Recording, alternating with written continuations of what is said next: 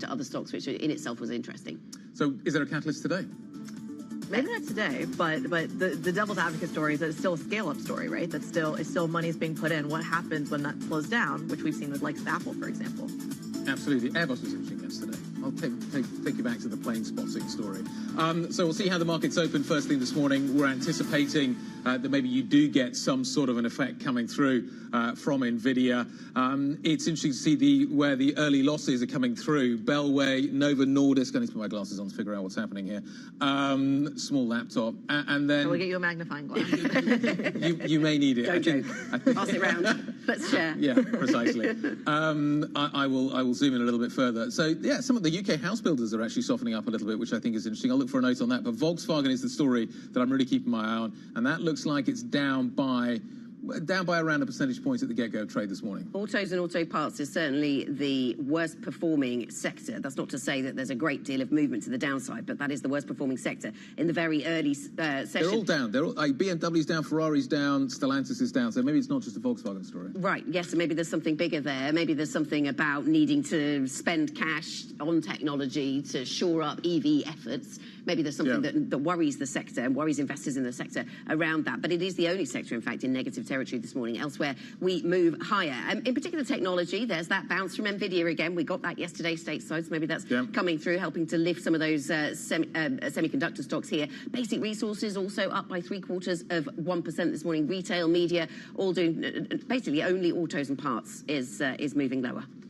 There's a stock that I've got my eye on, and that's Vodafone in particular. It was initially had some lower trades. It's higher now by 0.2%, but keep an eye on this one because not only did we talk about the buyback story yesterday, but in the last 24 hours, we've also gotten news that they're going to be selling or issuing about $3 billion worth of debt as well. So there's a refinancing story. They're buying the front end of their notes and then issuing out on the long end as well. So that's one of the stocks that I've got my eye on. But to your point, Anna, when you do look at the movers, it's a positive story. We're seeing commodities rally yet again, or commodity companies rally yet again for day two. Yeah, and we've got a little bit of M&A chatter, at least, even if it didn't come to much in the immediate term. Deliveroo's up by just over 5%. Other media had been reporting that there were some takeover talks with DoorDash happening, or DoorDash interested in taking over Deliveroo. That they backed off. That didn't happen, but it gets the market thinking about whether they'll come back or whether others might be interested. So Roo's trading higher. Jeffries is saying the Deliveroo DoorDash reports, quote, maybe only the start. So maybe this is a sector in which we are going to see further consolidation, which would seem logical. This does feel like this. It's one of those kind of classic technology evolutions. You get a lot of companies coming out. They all do roughly the same sort of thing. Then you get a consolidation Do they just keep on putting their names together because they're going to get really long? Like justeattakeaway.com feels long enough already if we end up with... It's a lot of things to type, isn't it? Deliveroo, DoorDash. Yeah. Yes, I have nothing to add on this, except for did you see one of the bigger movers to the upside is Schneider Electric? It's one of your favorite companies to talk about. But that's an AI trade story. It is. It was really interesting. We were talking about with the capital goods analyst yesterday from Goldman Sachs. His name, I forget for a moment, talking about where the infrastructure spend is, and it's exactly in Schneider's space. We're investing in the grid, we're investing in transformers, we're investing all the stuff that it builds for the AI story, the grid story that goes with it. That is where that narrative is. And if you see a recovery in NVIDIA, you potentially see a recovery in Schneider as well. The two are connected in many ways. Copper cables. So one of the criticisms of NVIDIA has been, is it diversified enough? If 45% of your revenue is still coming from the 4 richest big tech American companies, is it diversified enough? And is this, at the end of the day, still a momentum story, which is what we talked about, a pre-market open, as opposed to a actual fundamental story that's going to last years? Well, we actually asked Steve Eisman over at Neuberger Berman about this literally yesterday in Bloomberg Invest. Take a listen to what he had to say. I mean, if you look at the chart on NVIDIA, you can barely see the correction. So, I mean, you know, on a percentage basis, it's down something like 10%, but you have to like peer really, really carefully at the chart to see that move. So I don't think it means anything. The people who own that stock know it's expensive, but they're buying into a story. And as long as the story is intact, like NVIDIA is obviously intact, the story is going to continue. They know it's expensive, but they're buying into a story. Let's see if someone else shares that view. Ursula Marchioni, EMEA Head of Investments and Portfolio Solutions over at BlackRock, joins us this morning on set. A pleasure to have you on the program. Good morning. Is that the takeaway here for not just NVIDIA, but some of these big tech companies, these AI plays, that it's not necessarily the valuations that matter, but it's the story that matters? There's definitely a structural shift that investors are looking at and buying into, overlaid with tactical elements, which is what you're referring to. So for sure, that is the picture. Taking a step back, I was listening to the conversation just now, and when I speak with clients, I would say what you're touching upon, the breadth of the rally, is absolutely key in terms of portfolio construction. So this obsession in looking at the S&P 500, cap market weighted vis-a-vis equally weighted, how is it moving? You know, March to May, we saw some breadth. Now it's back to be very concentrated. Is absolutely the North Star in portfolio terms that people are looking at. If I take a step back, I think we should cherish the fact that 2024 has given us more breadth than 2023. 2023 was in equity land, US, tech. Now, this year, it is still dominating, but it's been, you know, we've seen Japan being added. There's a lot happening in Europe as well, and we should talk about how the election... We're going to. Exactly. Don't worry, we'll get there. And so, again, I see that element around, for sure, the structural AI transformation, the dominance in the US remains a theme, but there has been a step change vis-a-vis last year. Again, Japan and Europe, I think, being 2 areas where I see significant more movement than last year. But how much of that is a fiscal story as well? And I'm going to bring the dots. We're talking a lot about it from a kind of a bond market perspective in terms of what the fiscal spend is doing in terms of things like deficits and how you price it in. But in terms of stock story, it feels like the companies within AI, even the chip making space, are the companies that are getting government contracts. Some of these names are trading the way that defense names trade. Is that how you kind of value it and price it and find the sweet spots? Yeah, that's a very good point, which is, you know, it goes back to the argument around, is the structural element with all its components, including external support, dominating, or are we getting into bubble territory? From our perspective, we're still overweight tech. It's clear that there's a lot happening, but if you take a step back, earnings are delivering at fundamental level, and so again, it is not in bubble territory. And I think it's really this element around a rewiring of the economy, a mega force that is playing out, that from a portfolio construction perspective, investors have the opportunity to position towards. So again, taking a step back from the noise, that remains intact pretty from my perspective. And again, the numbers show it. So if I look at global flows in June up to yesterday, which is when I look at the numbers, we've seen 110 billion flowing into exchange traded products. Of that, 80 billion, north of 80 billion is in equities. And within equities, 56.5 is US, dominated by tech. And thinking about these dominant mega forces and themes that guide the market, Ursula, clearly AI is on a lot of people's lists when it comes to that. How do we work European politics into this? Because there does seem to be, you know, we'll wait to see what happens in the French election, but post the European election, there's a lot of thinking about where policies around green in Europe go, where defence policies go, things that we thought we've understood for a year or two, maybe being challenged. How do you work that into all of the other mega forces you're talking about? I think it's a brilliant question. And, you know, we saw how the RIA has impacted the US side of the equation. So looking at Europe, taking a step back, we've seen a slowdown in sustainable flows across mutual funds, ETFs, over the last, I would say, 12 months. They've started to pick up again in the last quarter. So there's something happening there. Going back to your question around elections and how is it going to impact the overall picture. So a couple of things there. I've been watching this, with great interest. First of all, from an overall perspective, I believe that US, Japan, from a growth story, from an earnings story, remain more attractive than Europe. Yet, I acknowledge that there's a lot of interest from clients. Again, number-wise, this year we've seen 11.5 billion flowing into European ETPs globally. Last year, throughout the entire year, we saw 7.5. So we've already surpassed, you know, the full year from 2023. Within that, what I would offer in terms of elections is the fact that I haven't seen investors moving crazily. So if you look at the last 3 weeks, last week and the prior two, these flows have remained consistent, particularly from non-European investors. So the US has started to buy Europe and is not moving around or appearing to worry too much with respect to the elections. There's not a lot of movements in terms of positioning of countries, so France versus Germany, nothing unusual. So for me, this tells that European investors and international investors are really worried, are watching the CAC 40, are watching the spread between Bund and OAT, for sure. But in terms of where they vote with their money, they haven't quite made the plunge, and they still focus on the underlying. Macro is improving. Why would they put money to work in Europe? If you want to outperform, if you want your portfolio to outperform, you have to have US tech in it. You have to have a big overweight, potentially, in US tech if you want to outperform the market. Cash is still kicking out 5%. You've still got a chunk of money in that. Do you come out of that? Maybe not. The front end still looks relatively attractive, given what is happening with the cut story. Why would I put money into a diversified portfolio right now when it is underperforming so significantly and yet continues to do so, even with the risks that I see around me at the moment? Why am I coming out of that? You were poking me, but yeah, I see what you're doing. Well, I think if you look at what has happened to Indivia in the last 4 sessions, you get a sense in terms of there is a level of volatility that permeates through a very concentrated portfolio that you need to think about when you are there as a large private bank or a large CIO of a pension fund to deliver to your end clients, ultra high net worth individuals or scheme members.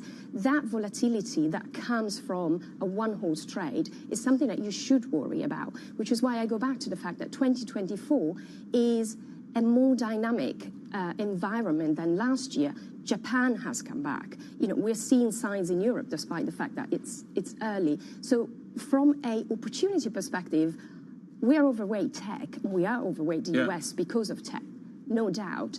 But I think that we should welcome these additional diversification that overall brings the level of the risk-adjusted portfolio down. If you're here to maximize returns, I'm with you. But if you're here to deliver to your end clients for the long term in terms of risk-adjusted returns, diversification continues to be excellent. Okay, had to have a go. Fair enough. See what you had to say. Ursula, thank you very much indeed. Ursula Marconi, EMEA Head of Investments and Portfolio Solutions at BlackRock. Thank you very much indeed. Let's take a look at the core 6. Critty was mentioning what's happening with Schneider, so let's take a look and see what's happening there. It is up by over 1% this morning. The AI trade front and centre. The auto sector, as Anna was pointing out a little bit earlier on, though, is where the weakness is to be found. Ferrari, maybe appropriately coloured red this morning, down a little bit, but not by much. But we see LVMH gaining on the other side of the luxury story. Let's figure out exactly what is happening with the single stock stories that we haven't talked about thus far. Here's Joe Easton. So we'll start with the food delivery stocks, Guy. We are seeing a gain in delivery this morning, only around 3.5%. This report from Reuters last night saying that the US company DoorDash did look at a takeover, but actually backed away because of valuation concerns. But potentially, we might see this continue, according to analysts at Jefferies. They think the story isn't over for now, but only a small gain, really, and not much reaction in the likes of Just Eat and Delivery Hero at the moment. We'll flip over, though, and look at some of those other delivery stocks, of course, in the postal space, getting a bit of a boost, that 14% gain for FedEx yesterday. Some of that potentially was due to their own cost-cutting, their own stock-specific factors, but also a bit of a rebound in broader earnings and also a rebound in some of the freight earnings, and also looking to review that unit as well, interestingly. The biggest gain there, Deutsche Post, 2.5% on that one. Then the deal space, loads going on here, too much to choose from really in the deals, but we've narrowed it down to 4. We have got a bit of a decline in Volkswagen following news of a $5 billion investment in Rivian, the electric vehicle maker that we discussed earlier on the show. That is an interesting deal there. And then Sanofi, now the consumer business is in focus. They're looking to potentially sell that. We knew that already, but private equity interest is mounting for that one.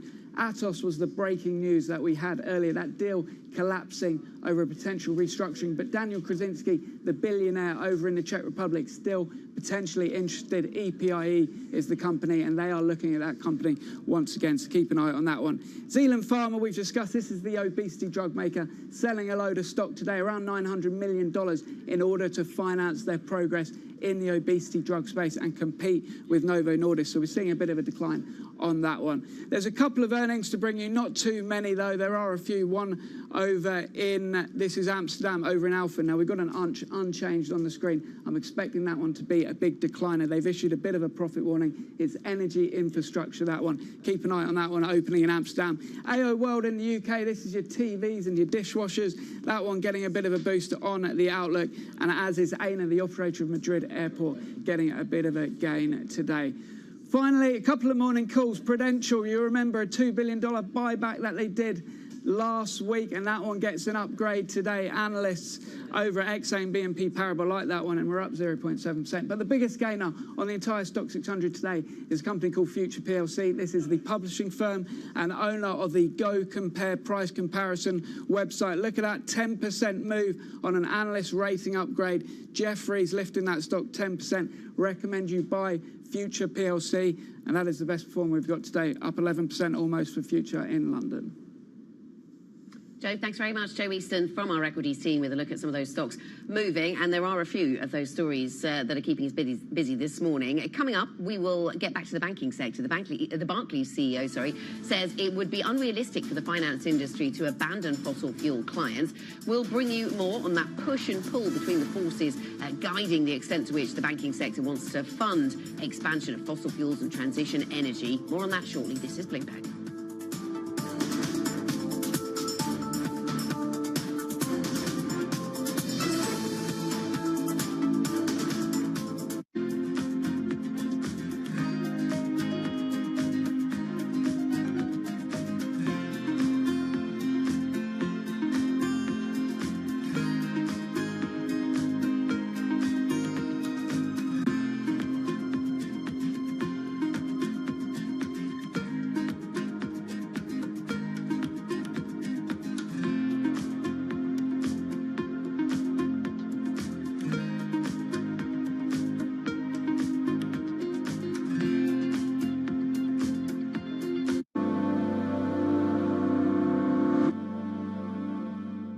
Welcome to the world of decentralized finance. With a surge in Bitcoin, you have crypto stocks also surging. Bloomberg's covering all things crypto, the people. This is a political attack, and we must hold our elected officials accountable. The transactions. Really a record-breaking moment. Bitcoin is the exit strategy. And the technology. Awareness is going to grow, and these things grow the overall industry. And crypto as an asset class is here to stay. Bloomberg Crypto, only on Bloomberg.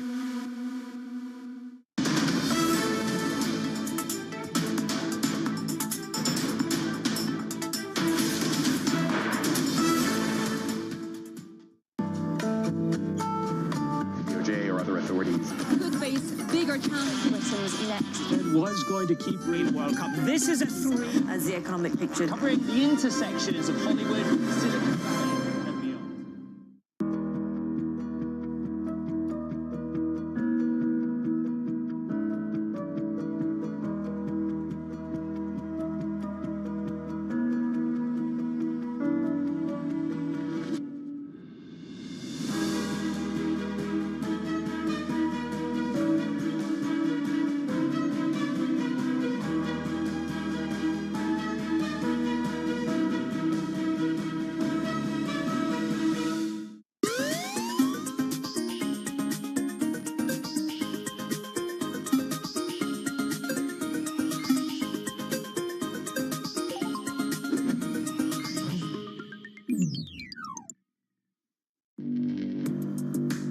Access the financial world on demand. Hear from leading economists, policymakers, and industry experts via live and on-demand webinars, only from Bloomberg. Start exploring to see what's moving the markets. Visit Bloomberg.com/webinars.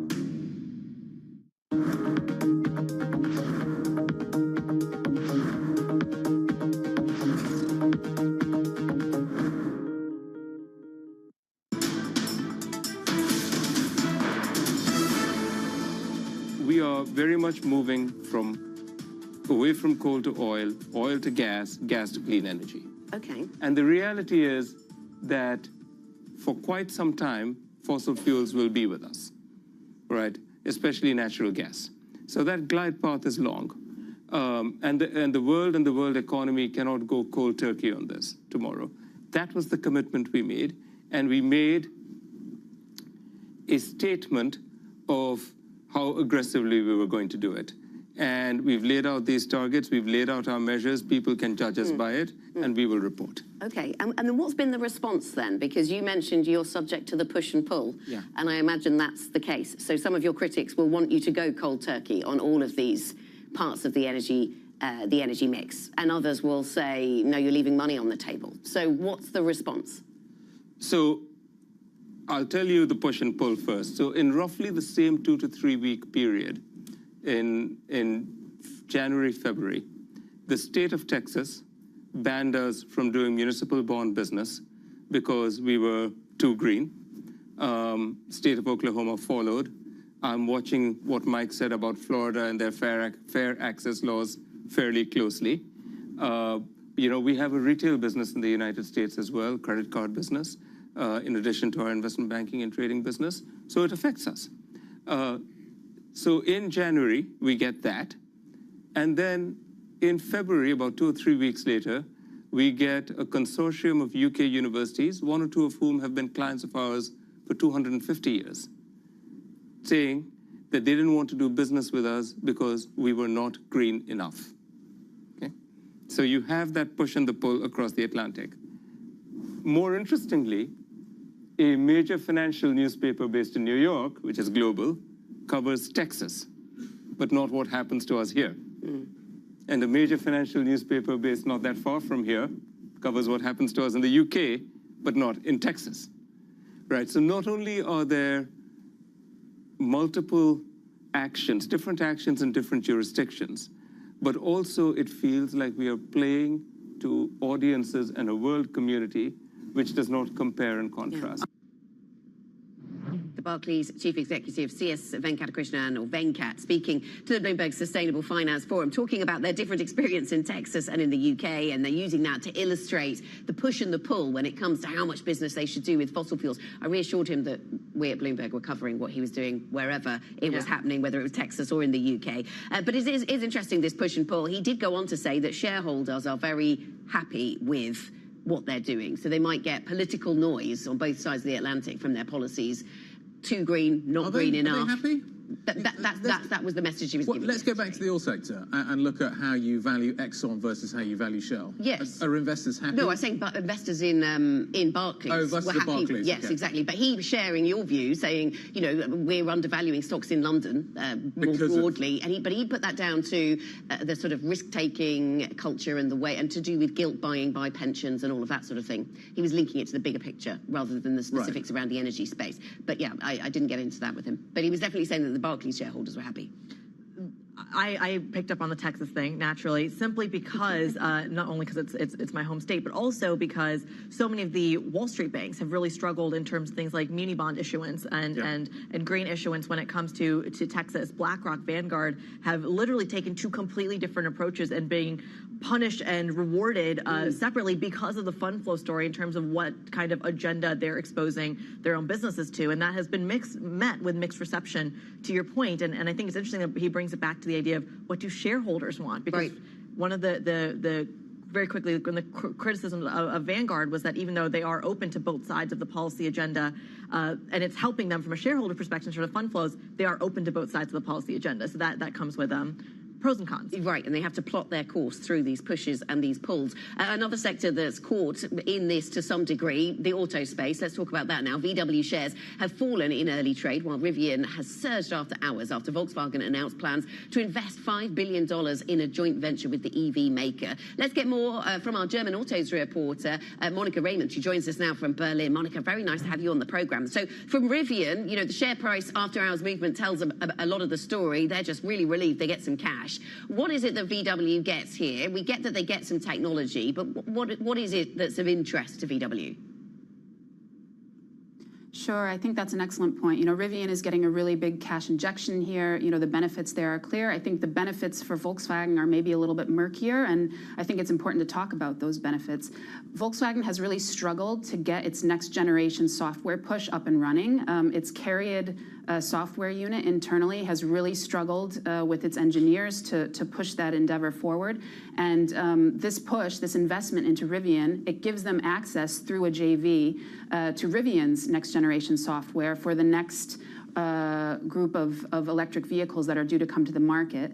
And that was really necessary for Volkswagen. You know, CEO Oliver Blume has taken a more pragmatic approach when it comes to technology and partnerships. He's much more open than his predecessor to going forward with third parties and partnerships to leverage expertise in the space that the spaces that Volkswagen does not have expertise in, and software is clearly one of them. So he's made it no secret that he feels that Rivian is an excellent partner when it comes to pushing forward for the next generation of software. He did say, however, that the next line of products probably won't come out from this JV until the end of the decade, which does jibe with what their plans were with CARIAD. Monica, it feels like this is a software deal, not a hardware deal. It's not a car deal. It's a technology deal. But there is one element of Volkswagen which raises questions, and that's the Scout brand, which they've started to talk about. Now, if you're a fan of kind of boxy trucks, this is a win-win, because to be honest, the Scout and the Rivian vehicles look pretty similar. So what happens to Scout in this deal? You know, that's a really excellent question, and I think that's what's on everybody's mind these days. Basically, we know that there's significant overlap between what Scout is going to offer the market and what Rivian is going to offer the market. There's overlap in terms of the model lineup. There's overlap in terms of the brand values. Volkswagen's official line on this is that there is no change to their Scout plans. They're moving full steam ahead on that, and that really what they're benefiting from with Rivian is really just the software, and that their plans will continue as planned. You know, Volkswagen has already broken ground on the Scout plant in the United States, and we know that there is some talk and some contemplation about whether Audi could use that plant for its own electric vehicles in the future, because Audi is still trying to figure out how it can push into the U.S. market as well. So the Scout plant really does have a significant role to play for Volkswagen. Sort of how that shapes up in the coming months and years is I think, an open question. Yeah. All right, Monica Raymond, our German autos reporter in Berlin, we thank you so much for bringing us that crucial context. Coming up on the program, the ECB's Olli Rehn says expectations of 2 more cuts this year are reasonable, but he won't pre-commit to a rate path. That discussion next. This is Bloomberg.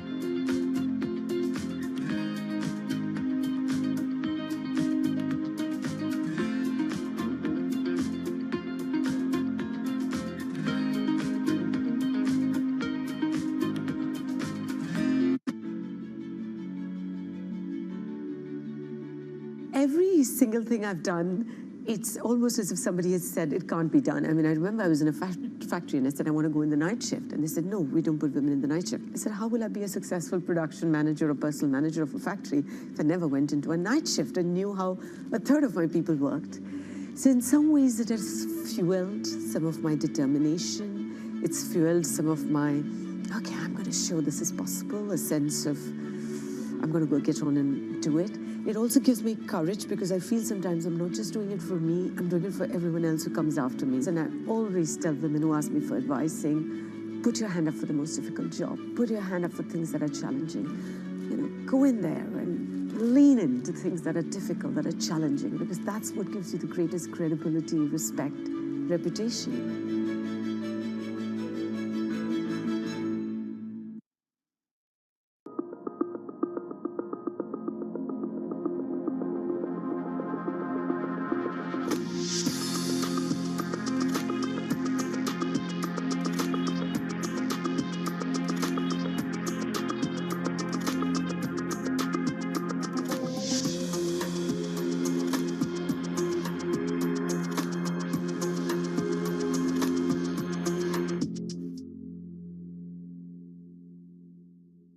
Bloomberg has enhanced search on the terminal to deliver what you need when you need it.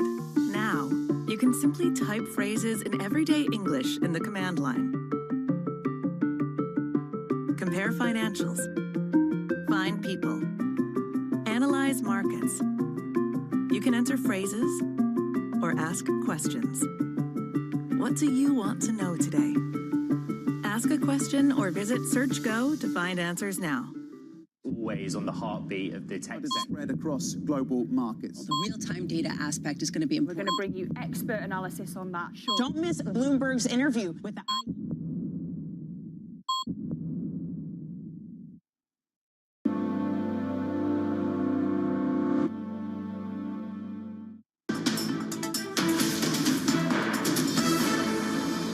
We're still not yet at the point where it's appropriate to lower the policy rate. I remain willing to raise the target range for the federal funds rate at a future meeting should progress on inflation stall or even reverse. Given the risks and uncertainties regarding my economic outlook, I will remain cautious in my approach to considering future changes in the stance of policy. In case we see the disinflationary process continuing and moving towards our symmetric 2% target over the medium term, then it is reasonable to assume that we stay with this direction and continue rate cuts. Having said that, I don't take any stand on when and how much. We are not pre-committing ourselves to any particular rate path. Bowman versus Wren, the ECB versus the Federal Reserve. How wide will the spread get? Well, Wren's talking about another couple of cuts, potentially. That would mean 3 cuts this year. Is the Fed really going to deliver anything like that? Unlikely. Potentially 1. Maybe not even 1, though bets are all over the place at the moment. Take a look at what's happening with the SOFR future story right now. There's a great one on the terminal talking about how the market is pricing in significant cuts by the end of the first quarter. So the market doesn't really know. To be honest, I'm not sure the central banks do either. Zoe Schneeweiss joins us now. She covers Western European economies for us. Ollie Wren thinks there's the potential for a couple more cuts. How consensus is that right now? And how hard would 2 more be to deliver here? So Olli Rehn, who spoke to us in Finland yesterday, did highlight that there could be that market expectations of 2 more cuts this year sound reasonable. That he, at the same time, he did say, as you heard, that he is not pre-committing. If you Olli Rehn actually has said a lot more here than a lot of his other colleagues on the Governing Council. Most of them have been quite hesitant to give any clear direction, have said that the main thing is here that you can't pre-commit. But here, this is a dovish push here from Rehn to go out as far. And he said even more, he said that in 2025, there could be another 3 or even 4 rate cuts. So that does give us quite a dovish slant here from Rehn. Yeah, so that's really interesting, isn't it, in the context of some of the more hawkish commentary we get from the Fed and some of the higher inflation prints we get from various geographies around the world. Back to the Rehn interview then. How about the comments? What did you make of the comments around every meeting being live? Because there is sometimes this assumption that you have to wait for a meeting where we're going to get a new forecast for the ECB. Maybe those are more live than other meetings. Yes, as a reminder, we get to we have 8 meetings a year, and at 4 of those we get forecasts. We just had one in June now, and the next ones where we get forecasts would be September and December. Rain makes the point, and I made the point quite convincingly, that they have economic projections, that they have underlying data for every single meeting. So why have these meetings if they couldn't act on them? That isn't, as you mentioned, a consensus view. A lot of people have said that no, you just are in a better position, that of course you have numbers, but you're just in a better position and have a more complete picture. But it does mean that the in-between meetings do get a bit more exciting. That said, anything happening at the July meeting would be a huge surprise. So that's the monetary side of it. Let's talk about the fiscal side, specifically in the context of France. Did he just give the all clear? What's his take? Yes, that's quite an exciting one, isn't it? In a way, it backs up our reporting. We'd heard from sources that the Governing Council was not thinking about doing anything drastic here. As we know, they have that anti-fragmentation tool, the TPI, in their back pocket in cases like this. What makes Rehn particularly interesting here is Rehn, before he was a central banker, was a EU commissioner. In fact, he was the EU commissioner for economics during the Greek debt crisis. So he, of anyone, saying we are not in a situation where we have a second debt crisis, that's an exciting thing. And he just has more weight maybe on this than some of his other Governing Council members. I remember in my youth attending those meetings, staying up really late at night and doorstepping Olli Rehn as he came out of the late night press briefings. Distant memories, but I'm sure he remembers them too. It was fun times. Zoe, why would he go dovish at this point? Why would he push this dovish narrative? What's the objective here for him, do you think? And where does that fit into what he said before? I think Rehn, who typically is quite mainstream, if you look at Hawks and Doves graphic, that's one where our colleagues at Bloomberg Economics have examined how much are you on the hawkish side, how much on the dovish side. Rehn is bang in the middle. And he regularly, doesn't speak all that much. So for him, this is an opportunity here to set the tone. As a reminder, the ECB has its big powwow. It's equivalent to Jackson Hole. Its Sintra meeting is next week in Portugal. So here, going out ahead of that and saying, this is what I think can happen, I think just does remind people that you don't, we know the Hawks and the extreme Hawks and the extreme Doves talk a lot. The centrists maybe do so less. And I think Rehn just setting the tone here is quite a good picture and gives an idea that maybe overall, all that hawkish noise we hear about, we just can't know what happens less. And if as a reminder, Austria's Holzmann even voted against the cut this month. It just shows that the Hawks maybe aren't in charge right now. All right, Zoe Schneeweiss giving us the full gambit on Olli Rehn. We thank you so much joining us from Frankfurt this morning with that crucial context. I want to stick with the broader, of course, European story, but take it from a different lens, a competitive regulatory lens, perhaps. Microsoft risking a hefty EU fine after regulators have accused the company of abusing its market power. They're now unhappy that the bundling of the Teams video conferencing app with Microsoft's other business software, that seems to be where the tension really lies. But look, it's following the story with Apple. It's following the story around exchanges. There's a lot to digest here. Bloomberg's Samuel Stolten joins us from Brussels. He is all over it. Samuel, walk us through this antitrust scrutiny that we've been seeing. From Brussels, and 2 different developments this week from the European Commission's competition regulators against, as you just said, both Apple and Microsoft. Now, on Monday, Apple received a formal warning under the European Union's newly minted Digital Markets Act, effectively telling the company to change the terms and conditions for developers on its App Store to make it easier for them to link out of the App Store to offer purchases for users away from the Apple ecosystem. And let's remember that Apple charges up to 30% commission on those App Store sales. And then on Tuesday, Microsoft also got a formal warning from the European Commission, but this time it was under traditional antitrust law. And the European Commission said that it fears the company could be abusing its dominance by bundling its video conferencing software Teams along with Microsoft's Business Suite software. Now, it's important to say that both actions are at a fairly early stage, but indeed they both do show that the European Commission's regulators has big tech firmly in its sights this year. Sam, good morning. How significant could these moves be? And I suppose when we ask how significant, we're talking, how big a fine might they get? How big might the money be? Yes, well, it's guesswork at the moment, really. But for the companies, the ramifications really are all about those fines.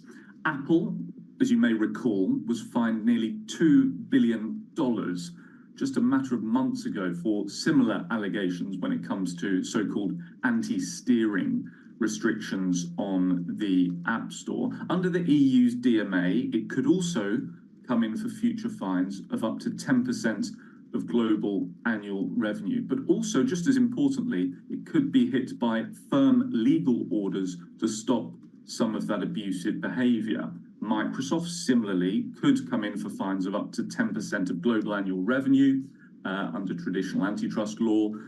This is really the first time, actually, Microsoft has been in the EU's antitrust sights for almost a decade. It was last fined by the EU in 2013 for abuses of dominance. But two companies, both firmly in the European Commission's crosshairs, could, over the coming months, come in for those potentially billion-dollar fines. Sam, the response from Apple, from other big tech companies, in response to some of these fines and some of this kind of really strict regulation that you're starting to see really emerge and be taken more seriously, given the fines that you were just talking about. One of the criticisms of that is that it stymies innovation. In the last couple of weeks, for example, Apple saying that they're not going to bring the same developments to their EU platforms as they would in the States and delay those rollouts. There's also been talk from the likes of CEOs of Ericsson, of Booking.com, that the EU kind of regulatory agenda is perhaps too strict. Walk us through that reasoning. Is that valid in the face of trying to innovate in Europe that you're hearing from a lot of these politicians? Yeah, so it's a really interesting argument. So, as you just said, on Friday evening here in Brussels, Apple announced that they would hold back certain technologies from the EU market due to uncertainties around compliance with the DMA. And one technology that it said it wouldn't roll out here in Europe for the time being was, of course, the much lauded Apple Intelligence. At the moment, I think it's quite a strategy from these organizations. I mean, they're not too sure about what the European Commission expects from it in terms of DMA compliance. Really, what we're looking to hear a bit more from is the consumer perspective. Is the DMA something that consumers really care about? Do they really, really care about the European Commission trying to stamp out some of these abusive behaviors? Or would they prefer access to some of these key technologies that, yes, of course, the companies may not be 100% certain comply with EU law, but the consumers have some sort of a thrust to use these technologies anyway? I think that's the key question, and whether or not how much the European Union could fall behind other jurisdictions in terms of innovating technologies for the future. Yeah. I mean, it's fascinating. It feels like the market has for so long really brushed off this risk because of the fines seen as kind of child's play for a lot of these big tech companies. But on the other hand, when you're pulling back on the revenue-making abilities in Europe, it's a fascinating story. That's where investors have to price that in. Bloomberg's Sam Stolten, I could talk about this for ages with you. We thank you so much for bringing us that crucial context. We're going to stick with that kind of clash that we're hearing, except this time going back to the French story. France's main political parties clash in their first televised debate ahead of legislative elections and another debate later this week. More on that next. This is Bloomberg.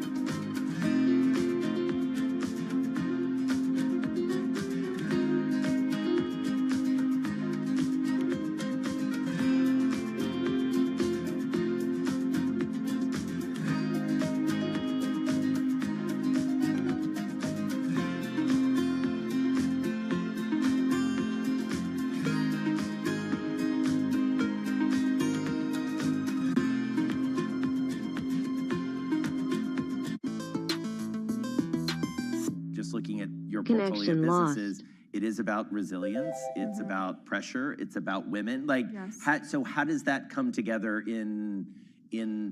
how does it manifest in the deals that you're doing now? Yeah, it's one of the things that I became increasingly passionate about after I retired, was acknowledging the fact that focus and this performance mindset was a huge asset that I had gained and that I had worked on and perfected for over 20 years. And now working through brands and founders, I just recently announced a collaboration with the Amman Hotel Group, where I bring in the best talents in sports recovery and performance mindset in retreats and offering it there to their clientele. Our first one is actually in Phuket in February. So working through what that means, I mean, if you see the stats of Fortune 500 female CEOs, 80% of those women have played sport competitively through their life journey. And all those skill sets that they've built, to me, they were part of this first chapter, right? But how do they now apply to everything else I'm doing? And I'm so curious and interested in how I can bring that to the audience now and make it more mainstream and accessible.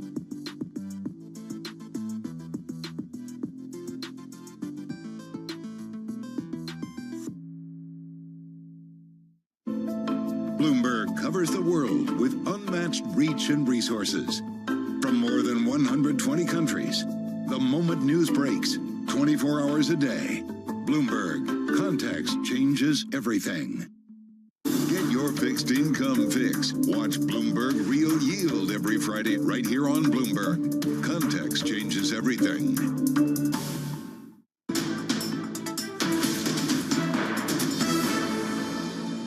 It's a clear message I hear each time I meet people. Purchasing power is about French dignity. What remains at the end of the month, once we have paid all our bills, but there is still stuff to pay for. Why have we returned to the question of retirement reform implemented by Emmanuel Macron, which was widely criticized in the country? It's a reform that is socially unfair and it is economically inefficient. This photo represents a France that we no longer want. A France where elderly people are forced to return to work in order to live with dignity after having worked already their entire lives. France's three biggest parties there clashing. First televised debate took place last night. This ahead of the snap legislative elections that are going to be taking place first round into this weekend. Amazing how young they all are. Compare and contrast that debate with the debate we're about to have in the United States, just from an age point of view. Kind of tells you something. Brutal. Maybe about what's happening. What do the markets want out of this? Well, let's try and find out. Bloomberg Opinions' Lionel Laurent has been writing about this. A lot came out of last night, but in some ways it was just kind of confirmation of what we already knew. I found it fascinating that Bardella was kind of making it clear, as you said, as you sat down, that he doesn't want to break anything here. He doesn't want to break any furniture. He wants basically to kind of manage this process towards 2027 when they hope that they can win the presidential election. From a market's point of view, looking into this election, how do I sequence the various outcomes? If the left does well, I'm assuming that's the worst case scenario. What's the next worst case scenario and the next worst case scenario or better case scenarios after that? So I think it's difficult for markets because there are many unknown quantities here. The far right, I mean, Bardella is 28 years old. He's never really held a big, serious position. This is all very new. He's saying the right things. He's saying, I want to work with Macron, with the institutions. I do not want to break the budget, so that's all reassuring. But the fact is that I think markets would prefer almost a hung parliament because not much can come out of that. I think they might be surprised to see that Bardella does better than we think and might get an absolute majority, which might be a bit bumpier in the short term. Lionel, take us through what the first round means for the second, because let's just assume we get something like the polls suggest for the first round. How would the supporters of those three main groupings fall into line in a second round? Because that seems to be a bit of a missing piece of the jigsaw at the moment. It's very tricky, but the system is 2 rounds, and it was designed to keep out the extremes, i.e. people who come third. The weird thing today is that Macron is coming third, and the extremes are in first and second place. Now, I've been speaking to people who have experience really on the ground in French politics, and they say something has changed in the French electorate, where instead of trying to keep out the far right, they might actually try and keep out Macron or try and keep out the left. But bottom line is, Macron could end up being the big loser of this 2-round system, and Bardella could actually win better because people are so angry and seem to want change so badly, they're willing to penalize the second or third choice. And at the same time, in that debate, by the way, Bardella was very clear about, in terms of reassuring the folks who are worried about the deficit, saying that that might include cutting financing to the EU as well. At the same time, we have the German government as well pushing back on EU bonds. And just to add on to one more player, we're getting comments from Italy's Giorgia Meloni speaking in Parliament, said the EU bonds could be used to finance defense. So the seals is clearly a hot button topic. Your take on all of it? So in the terms of European leadership, I think there is a vacuum if we lose essentially Macron's government. So I think Germany is trying to fill that and get out in front and get what it wants. Meloni is an interesting example because she is the rising star on the right in Europe. And I think that actually we might find, given that she's open to defense when it comes to fiscal integration, defense is the crowd pleaser for the right. I think France could go that way. I think if there's one thing that Le Pen and Meloni and others have in common, is that defense is a consensual crowd pleaser. So that might be the angle that they take to keep that debate going. Is Meloni the right framework to think about France? Do I think about the way that she has not upset the apple cart in Italy as the right way to think about France right now? That is what I think that Bardella wants people to think about and say, okay, this looks like Meloni, I can recognize that. Yeah. I would say it doesn't quite work. Le Pen has a more left-wing pillar to please the workers, the working classes. She has a bit of a less kind of simple culture war attitude, and she's definitely less orthodox when it comes to the budget. So it's an open question, but I'm not sure there is much of a Meloni factor here. It's a bit more unknown. Lena, what do we know that's up to date about the National Rally's view on various European institutions? We're not talking about Brexit anymore, as we might have been doing, 5 or 6 years ago. But what do we know about how much they want to play along and with these? I'm thinking, in particular, what stood out to me just yesterday, we had the finance spokesperson for the National Rally saying that the Liz Truss situation won't happen in France because the ECB will be there as the backstop, and I thought this was very complimentary to the ECB from the National Rally. I mean, what do we know about their stance there? You are right that Brexit has helped everybody see what not to do. Fine. He's right that that kind of short-term market implosion might not happen, but there is a Liz Truss risk, and that is to do with selling unrealistic budgetary unicorns. What the Brits call the moron risk premium. I don't know what you would say in French. What is that in French? I don't know. But, well, we obviously have no morons in France. But the point really is that these are unknown quantities. Now, the reassuring thing is that, again, the presidential election is a few years away. Everybody has their eyes on that. Nobody wants to scare the market. So I would tend to agree with the idea that they will say anything to get elected and keep saying anything to stay in power. All right, Bloomberg Opinions, Lionel Laurent. We thank you so much for bringing us that context. Keep an eye on his columns every single day. He's got a fresh take, and that, of course, ahead of the French debate tomorrow night. I want to say as well. It's not the only one though. We've got the U.S. We've got the U.K. There's plenty of things to debate on the debate stage. Yeah, when's the US one? Because tomorrow night. Right, and the UK is tonight. So apologies. Days of debating. So France. ahead. So hold on. UK is tonight. Then France. Then the US. Early in the morning. They've got another one in France, I think, before the second round. They carry on. The UK one tonight, I think it's going to be interesting. To your point earlier, seeing these two go head-to-head, how much are we really going to learn? I don't know whether it's going to take us further forward. I thought the growth story that's come out this morning, we talked about this earlier as well, from this ITV debate, talking about 2.5%, I think is amazing. If Starmer wants to fund what he wants to fund and do what he wants to do, he has to grow the economy.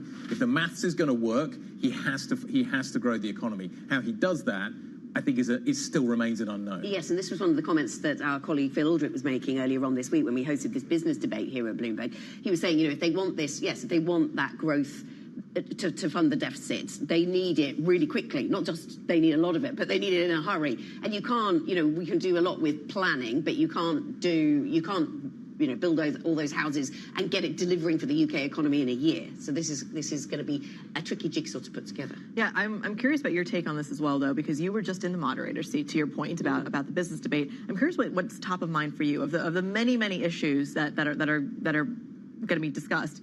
Which one would you ask? Well, we'll hear what they have to say about growth. I think Guy's point's really good. How quickly can you get that growth? And the market will take a view on whether they think the answer to that question is credible or not, and that'll be crucial. Let's get into that conversation now, shall we? Joining us for more, Bloomberg's Caroline Hepker, hot-footing it from radio over here to TV to give us thoughts ahead of the debate. Caroline, so I'm wondering about the growth story. I'm not sure does that get a look in at a national TV debate? I'm not sure. What's going to be a focus for you? What are we looking at? Yeah, I mean, it may be that the gambling story, it may be that social issues dominate, but I think that the interview that Keir Starmer has given to ITV, we got a clip of it today, and the full interview goes out tomorrow, of 2.5% of economic growth. Him talking about under a Labour government it being similar to the Blair era, I think is quite extraordinary, because the Labour Party has been so cautious. The manifesto had very, very little in it, and then to basically say we can reach 2.5% growth, which is extraordinary, right? The prediction for economic growth in the UK is 0.8%. If you look at the OBR, if you look at Bloomberg Economics' forecast for 2024, if you look at 2026, the Bank of England, often considered quite rosy, 1.25%. So how does he even get there? So precisely. What do you do?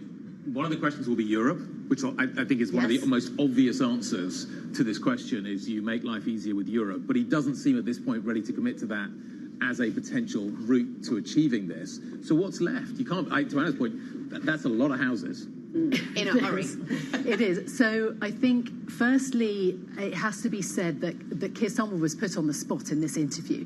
So I think he talked about 2.5% as something that took place in the Tony Blair era that he would want to emulate, but I don't think that this is a pledge. It's not part of the manifesto. This is not a hard commitment. So I think it's just interesting that he has really kind of put this target out there. The other issue is that already to make the goals that we have, Bloomberg Economics thinks £20 billion is going to be needed in terms of revenue raises just to get there. In the first couple of weeks of the next administration, there is going to be a European meeting. So this is the European Community meeting that is happening 2 weeks after the vote. So there will be an opportunity to try to reset the UK's relationship with the EU. But as you say, we're not going back into the single market. So how do you deliver it from that? I'm curious to see if this is, at the end of the day, a tradable event. This is the conversation with all the debates with France, with the US, and then the UK.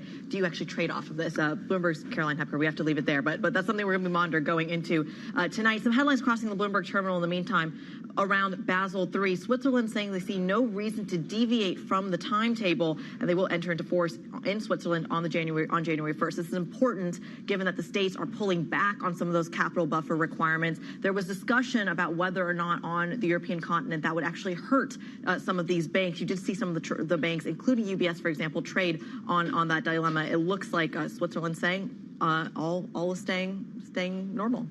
So we're going to watch the debate tonight. It's probably going to be more exciting than the football was last night, so that's a good thing. But there's plenty of football happening tonight as well. Yeah, there might be some exciting football elsewhere. The market's then modestly positive this morning. The Stock 600 up 0.5%.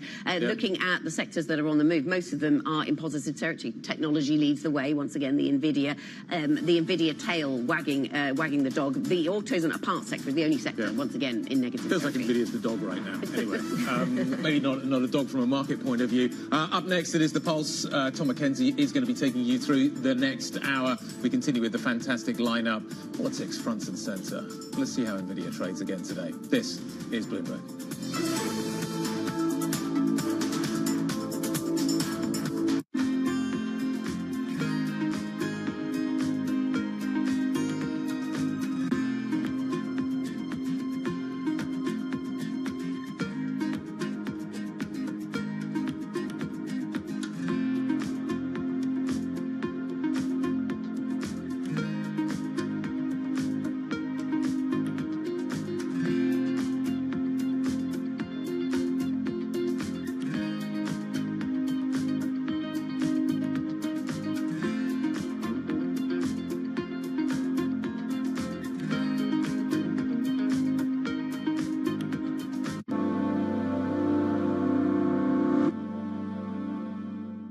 It's the world's second largest economy with a growing influence in global affairs. But geopolitical uncertainties, deflationary pressures, and questions about foreign investment linger.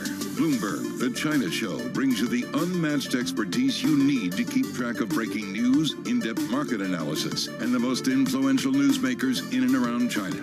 Bloomberg, the China Show. Weekdays around the world, right here on Bloomberg. Context changes everything.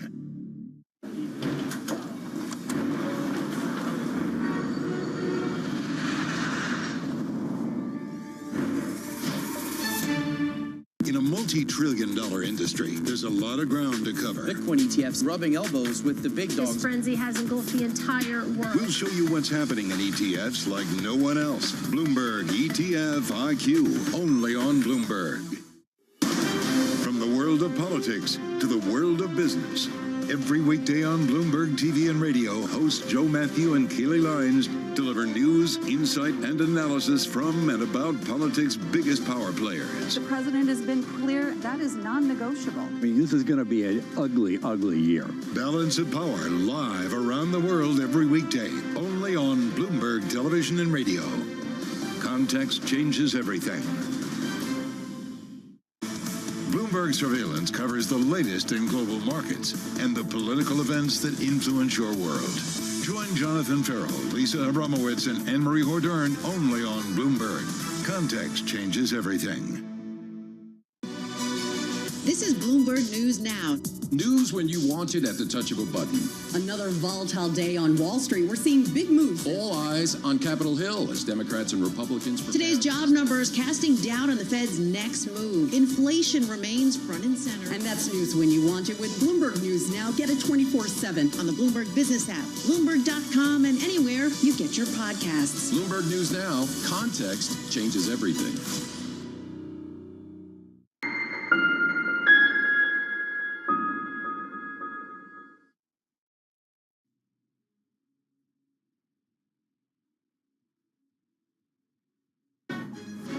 Newsmakers and market movers. This is The Pulse with Francine Lacqua.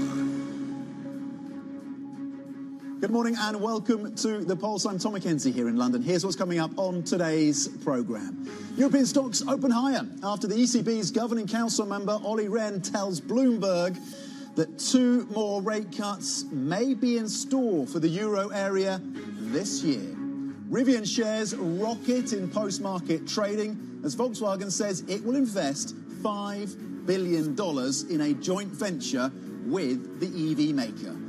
Plus, at least 5 people have been killed after anti-government protests in Nairobi turned violent, with anger directed at the president's tax-raising plans. European stocks were lower in the session yesterday, ending down 0.2%, but it's a solid session so far for European stocks. Gains are coming through, as you can see, for the FTSE 100. Currently, that index posting gains of 50 points, up 0.6%. Over in France, gains there as well. The CAC currently up 0.5% as we lead up to the first round of voting in that parliamentary poll on Sunday in France. Decent gains for the German DAX as well. The DAX currently at 18,359, posting gains of 182 points. Let's flip the board and have a look at the US futures story. Of course, you had the gains coming through on the S&P, but more notably on the NASDAQ yesterday, lifted by the gains coming through from NVIDIA, buying the dip, it seems, after the $430 billion rout in that stock. Moving into correction territory, that has rewound. Gains for NVIDIA of around 7% by the end of the close yesterday, lifting, of course, the broader S&P, but the NASDAQ as well. S&P futures looking to build on that, pointing higher by 0.2%. NASDAQ futures looking to add 89 points so far in the session. You can see there, of course, the gains across the European space so far in this session have gone 1 hour into the trading session. In terms of what's happening on the corporate front, one of the key stories for us is, of course, this investment by VW in Rivian, the EV maker, of course, in the US. It has struggled in terms of funding. It's struggled in terms of building out factories to get those cars into the hands of consumers. And, of course, the broader slowdown in growth of sales of electric vehicles for the industry, all of that being a challenge. VW now coming through with this significant investment, the initial $1 billion, followed by a commitment of a further $4 billion into Rivian, and the shares gaining, of course, on Rivian pre-market on the back of that deal, up 43%. 3%. Significant, of course, for that EV maker in the US. In terms of what's happening, of course, within the delivery space, and this is a gauge, really, in terms of the health of the US economy, FedEx issuing a profit forecast above Wall Street expectations. Really solid numbers coming through from FedEx, boosted by the cost-cutting that's come through from that business. Also saying it would buy back $2.5 billion of its stock over the next year. FedEx then, pre-market, up 13%. We felt that in Europe as well, with Deutsche Post lifted, the last time I checked, up about 3% in expectations that Deutsche Post DHL will also get a lift, given the upside we've seen from FedEx. So pre-market, that stock rallying 13%. Now, the chief executive of Barclays says it is unrealistic to expect banks to abandon clients in fossil fuel industries. CS Venkatakrishnan says oil and gas will remain part of the global energy mix. He spoke to Bloomberg's Anna Edwards at the Bloomberg Sustainable Finance Forum here in London. We are very much moving away from coal to oil, oil to gas, gas to clean energy. Okay. And the reality is that for quite some time, fossil fuels will be with us, right? Especially natural gas.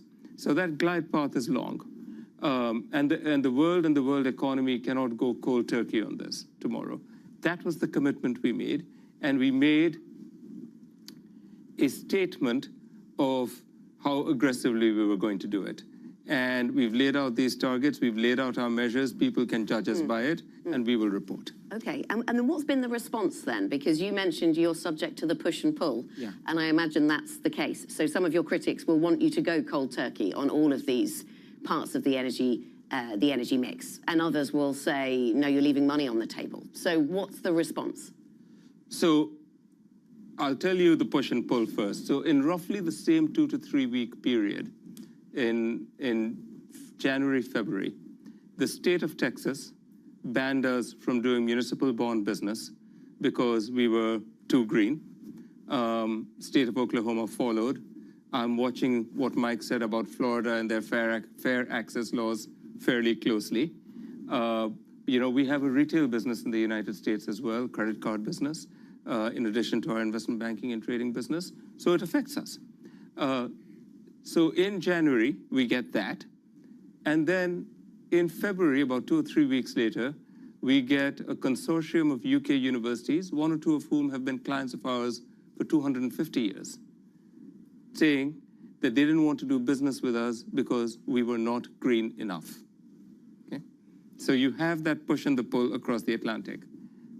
More interestingly, a major financial newspaper based in New York, which is global, covers Texas, but not what happens to us here.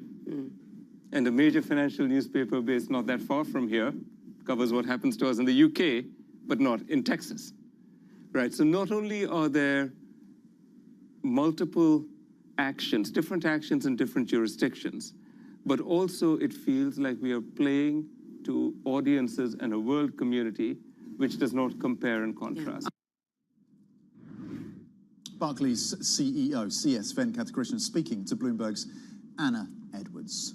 To central bank policy now, an ECB Governing Council member, Olli Rehn, has exclusively told Bloomberg that investor expectations for 2 rate cuts this year are fair. Let's get more from Bloomberg MLI's Ven Ram. Ven, great to get your analysis, as always, in terms of the central bank speak. And the comments from Olli Rehn appearing to lift the equity markets in Europe, the euro as well, under a little bit of pressure so far in the session. What do you make of what we've been hearing from Olli Rehn? Is it reasonable to you, 2 cuts from the ECB this year?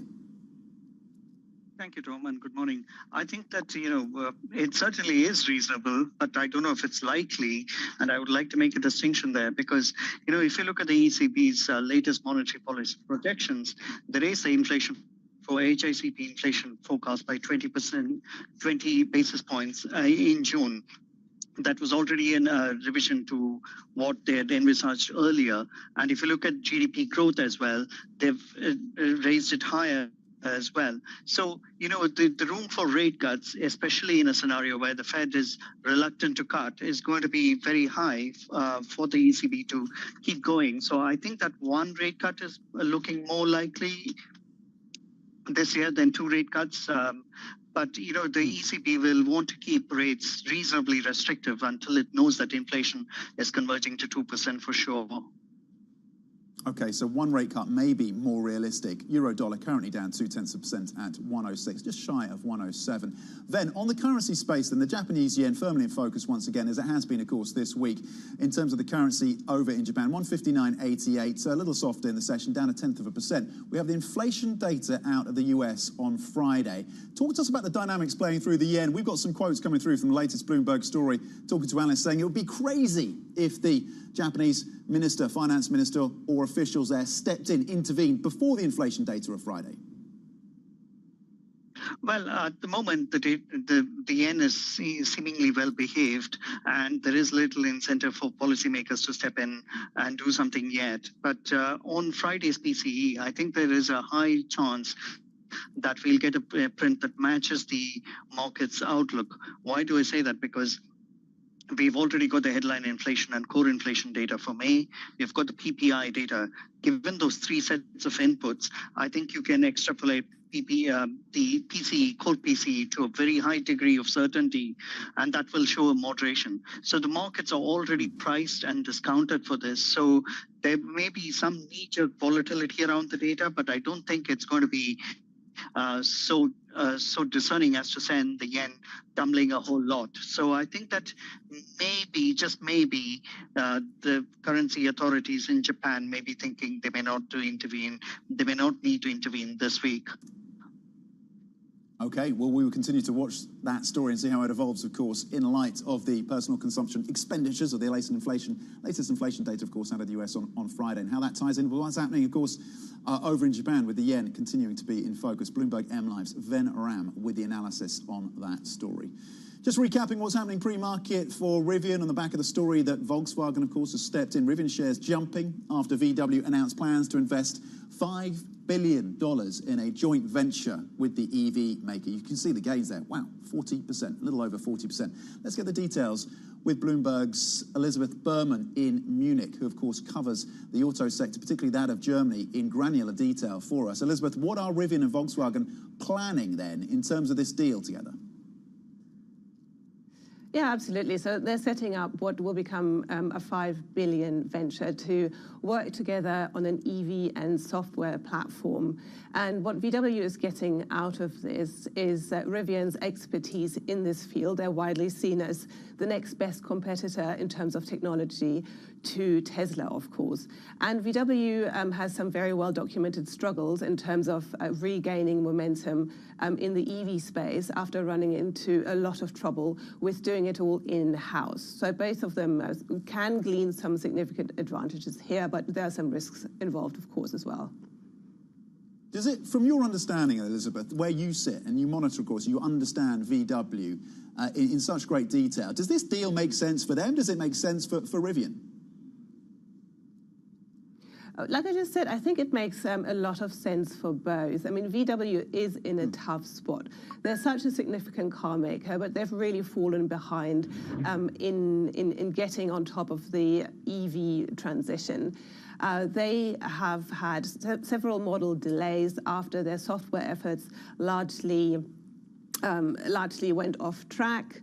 They're falling behind in China, again, also partly due to their failure to come up with models that inspire EV buyers there. And then they're also very much dependent on China, overly dependent on China. So they're trying to build the US footprint, which the Rivian deal partly achieves if it comes off. As for Rivian, we know they're heavily loss-making, and that's really a concern as we've seen the EV demand slow so much, with customers still worried about taking the plunge on very expensive, comparatively so, vehicles amid patchy infrastructure and so forth. Elizabeth Berman, thank you very much indeed. Joining us from Munich on this tie-up, this deal, worth about $5 billion between Volkswagen and Rivian. Just briefly getting you up to date on what's happening within the banking space. You've got a pop in the shares of Danske Bank, currently up 2%. This is on the back of an upgrade, profit upgrade following strong credit quality is the line coming through from Danske. And the redhead is that Danske Bank now sees full year nets of around and between, this is the range, 21 to 23 billion Danish kroner. That is up from a range of 20 billion to 22 billion. That has been upgraded, and again, profit upgrade following a strong credit quality assessment coming through from Danske Bank, and the shares popping on the back of that. Coming up, France's snap election takes a toll on that country's banking stocks. We will do a deep dive in terms of how Europe's banks are faring amid the political risk and expectations of lower rates. This is Bloomberg.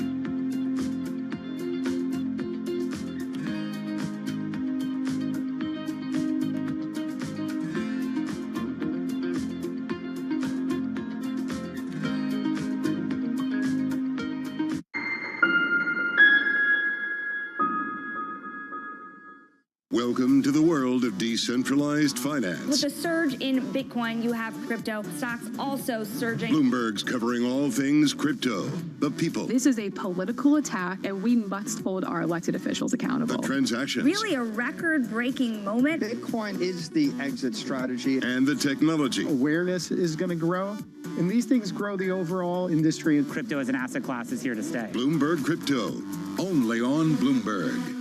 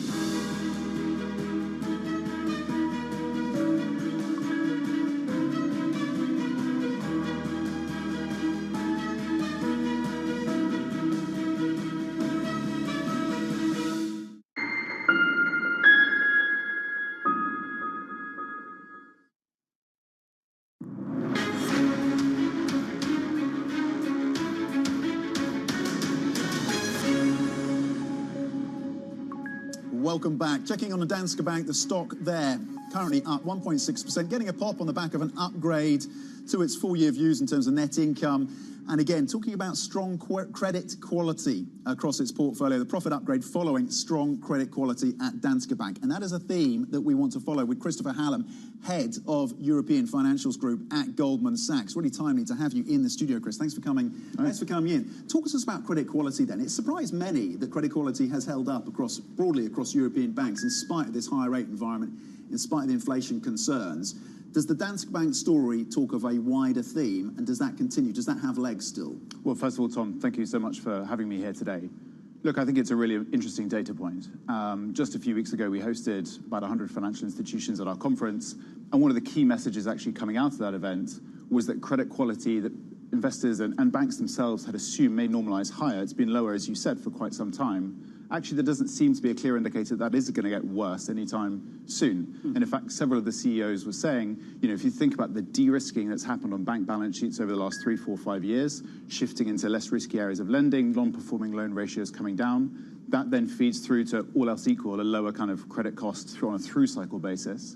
If you couple that with at the margin slightly better macro conditions in Europe, it wasn't so long ago we thought Germany would be heading into recession. So if you tie those two things together, then yeah, it's logical that actually we may see a better for longer sort of backdrop more broadly across the sector, but specifically within credit costs. And I guess some would say that the flip side of the credit quality story, as we see the door opening, of course, from the ECB to rate cuts, and Olli Rehn telling us maybe an additional 2 rate cuts coming this year, that presumably gives some reassurance to those who might be concerned about credit quality, maybe easing the pressure on that front. But in terms of net interest margins, some may suggest that that's going to be a challenge. The European banking space, European stocks up about 30% or something year to date. Is there resilience for these European banks in an environment of lower rates? So I think it's a really interesting segue, because a year ago, if we'd had this discussion, the risk was that having rates at 4% for an extended period of time may start to cause some cracks in areas of later cycle credit risk. Think about commercial real estate, consumer finance, for example. And that hasn't really happened. There's been some idiosyncratic examples, but broad-based, actually the situation's been pretty good.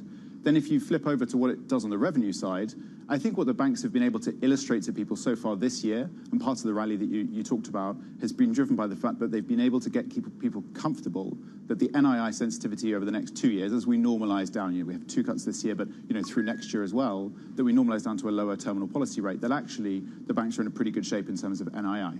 Now, if you dig into that, to give you some idea, it's not just rates, right, in terms of NII. We've got volume growth, which I think people are becoming more constructive on for next year in particular. You've got the benefits of the hedging that they've already done. And then if you isolate the rates impact, there are other levers the banks can pull in terms of deposit funding costs. And so therefore, when you look at wrapping that all together in NII, I think that at the margin, some of these guidance points, and you talked about Danske, but some of the others as well, have been slightly better over the last 3 to 4 months. What does all of that mean for the return of cash to shareholders, dividends, buybacks, which has been a theme that banks in Europe have been able to ride? Does that start to be challenged in that environment, or does that have legs as well? So I don't think it is challenged in that environment. Look, I think the environment we're talking about for European banks right now is what we call a better for longer backdrop, right? Rates are coming down, but to a level of 2.5%, let's say, for the Eurozone. That's much better than where they were, right, when they were minus 50 basis points. That's good for bank economics. As you feed through the P&L, you also have a better outcome in fees. You have a more, predictable outcome in terms of OPEX and regulatory costs, and that means earnings are more predictable, we would say, over the next 2 years than they have been maybe over the last 10 years. Returns, therefore, have reset higher. You talked about the 30% rally that we saw at the beginning of the year. A lot of that was baking in this better operating environment, this better for longer backdrop. Now, when we look specifically at distribution, to put some numbers on it, the average European bank that we look at will be paying you about a 7 or an 8% dividend yield, and then augmenting that with around a 4% buyback yield, i.e. buying back 4% of the stock each year. This year and next year, if you isolate in a bank's P&L the impact from the ECB rates coming down, it's about an 8% earnings hit over 2 years, coincidentally the same as the 2-year stacked buyback. So the nutshell is the buybacks insulate earnings from the rates normalisation. Okay, really interesting. French banks down, some of them down double digits, of course, since that surprise announcement by the President Emmanuel Macron around the parliamentary vote. Do you buy French banks? Is this a buy the dip opportunity? What do you do with French banks? Well, I think it's what's happening right now versus where are the fundamentals, right? So in the economic system we have, political uncertainty is macro uncertainty. And there are different ways that we can think about that. But mechanically, if you look at the French banks today, what you've seen is, OAT spreads widening versus bonds, but also just increasing in absolute terms. That has a mechanical impact in terms of funding costs, in terms of cost of equity. But a lot of these banks are reasonably well diversified, and so they would be insulated from that. If you also rewind maybe 10 years and think about the sovereign crisis in Italy, we don't have that same sovereign bank nexus in terms of spreads as we had in Italy, in France today. And so actually the banks are relatively insulated from that from a capital perspective. Now, is this a buy the dip opportunity? I think you therefore have to have a view on politics. So there's probably lots more people better qualified than me to talk about the politics in France right now. But clearly the fundamentals of the European banking sector are actually in great shape. Okay, concentrate on the fundamentals as well as trying to get an assessment of the politics and how the politics of France is evolving. When you're thinking about the banking space, Head of European Financials Group at Goldman Sachs, Christopher Hallam, thank you very much indeed for the analysis across the European banking space and some of the reasons to stay long, at least parts of that sector. Coming up, the leaders of France's, talking of French politics, France's main political groups clash in a heated television debate, first of its kind for this round of the vote. We're going to take a look to see if their arguments have landed with voters ahead of Sunday's first round poll. This is Bloomberg.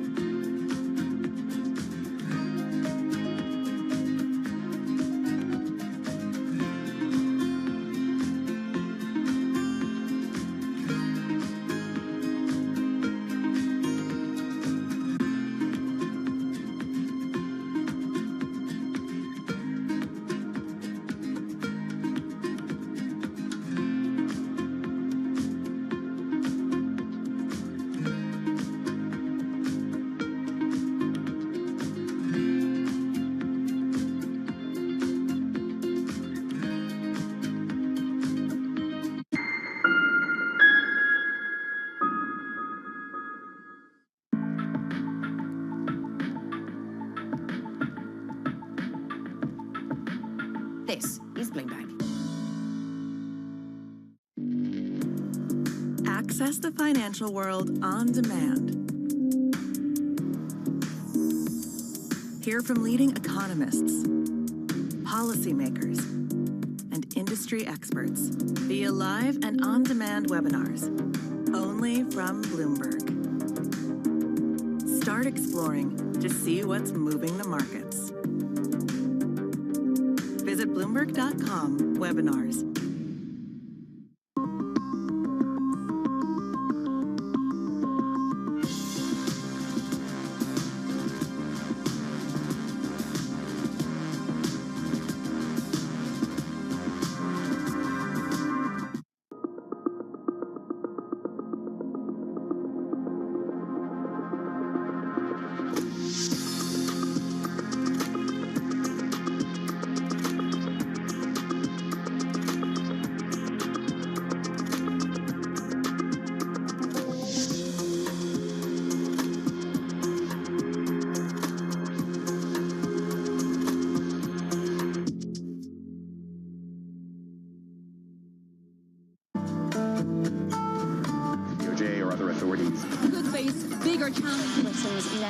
Was going to keep bringing the World Cup. This is a 3 as the economic picture covering the intersections of Hollywood, Silicon Valley, and beyond.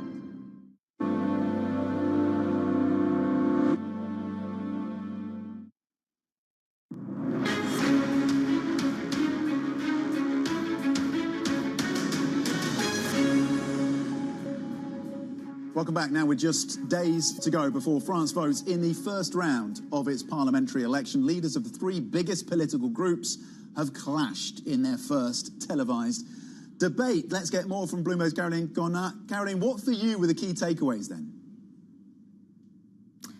I wish you heard from the debate itself, but I can tell you that each of the 3 candidates had about half an hour each, and they clashed a lot on the cost of living, on the pension reform, which was, of course, one of Macron's major reform last year. Bardella saying that this pension reform has been useless and inefficient, and we should bring back the retirement age back to 62 years old. Manuel Bompard from the far left saying it should actually go down to 60 years old by 2027. That was one of the key clashes between the 3.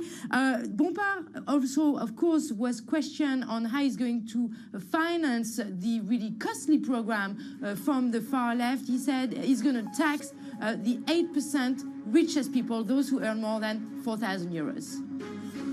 Caroline Gonat, thank you very much indeed with the analysis on the debate in France. Coming up, we're going to speak with the head of Canada's largest pension investment fund as the sector tries to cut its losses from slumping real estate markets.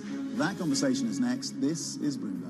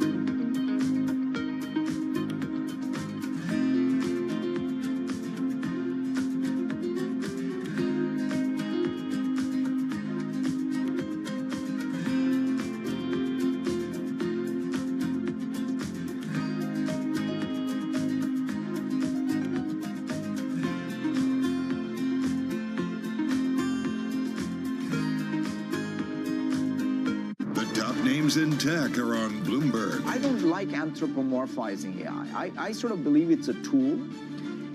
It is got intelligence, if you want to give it that as moniker, but it's not the same intelligence that I have. Especially, I'm afraid of whenever it's some kind of AI is speaking for me. I want to be myself, and I want to be the one speaking. I have AI myself.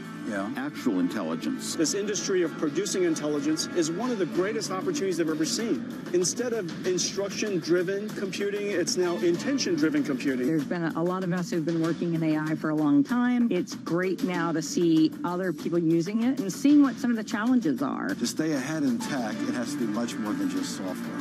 So you need long-term investments in science and research.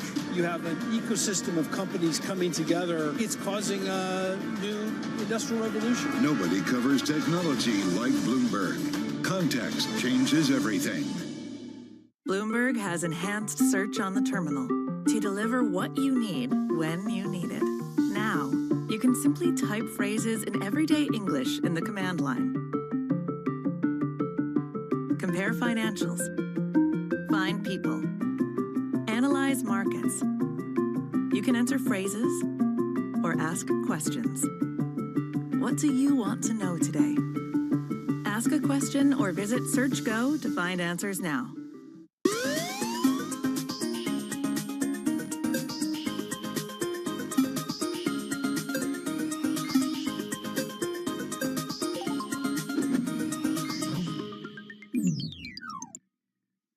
Why do the biggest names in business choose Bloomberg? That is a great question. It's a great question. Great question. Great question. That's a question I get all night. Bloomberg, top experts, great questions.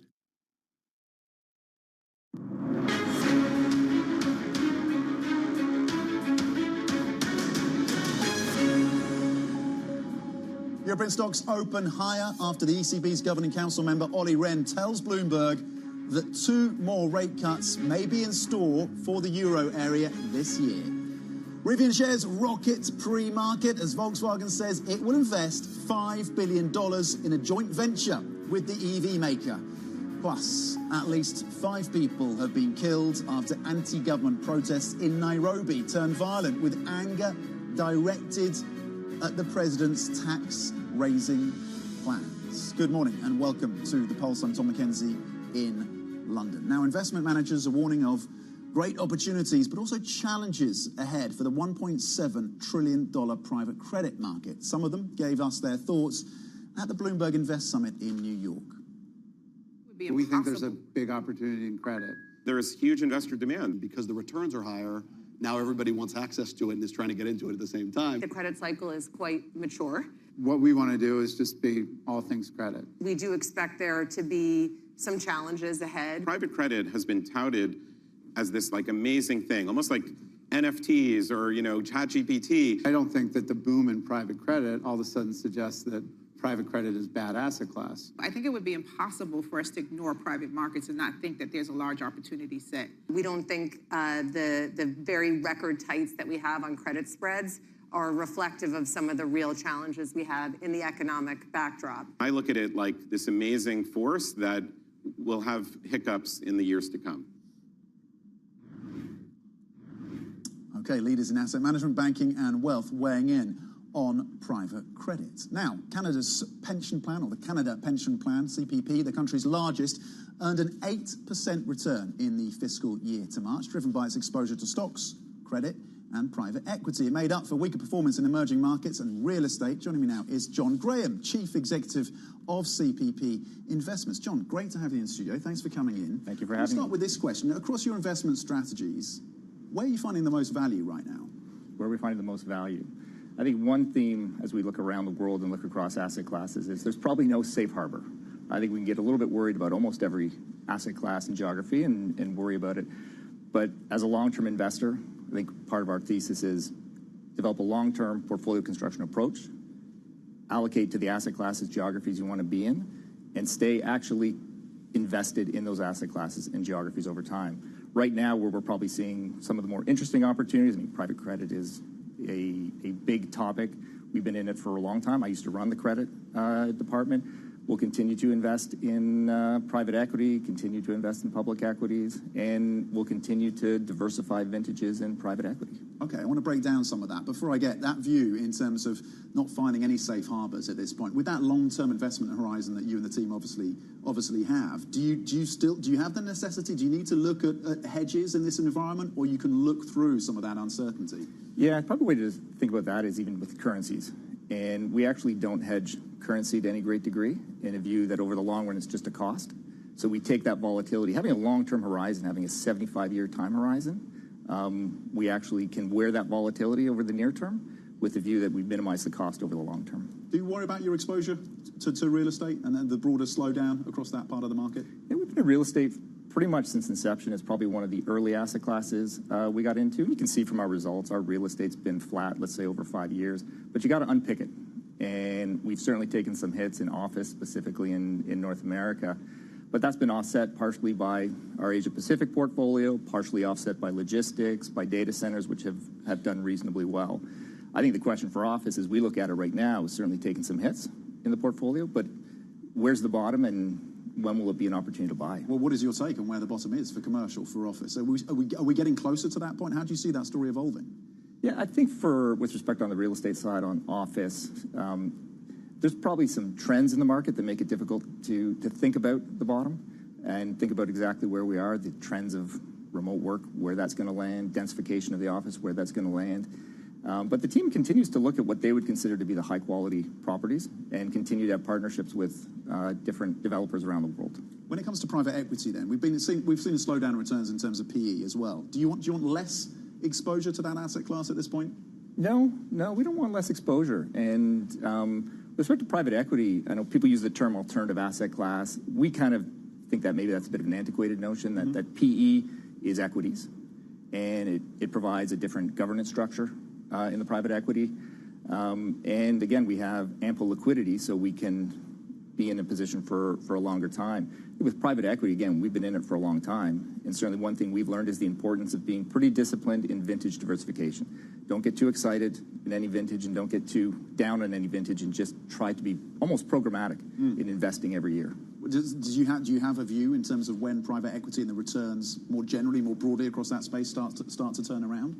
Well, I think with respect to returns turning around, I don't know, it's difficult to forecast returns. Yeah. I think certainly something we see through our portfolio and through our activity, it's just been a little bit slower over the past couple of years. Been a little bit slower. There's certainly a lot of activity in the 2021 vintage, a little bit slower now. We're seeing less distributions coming back, less activity.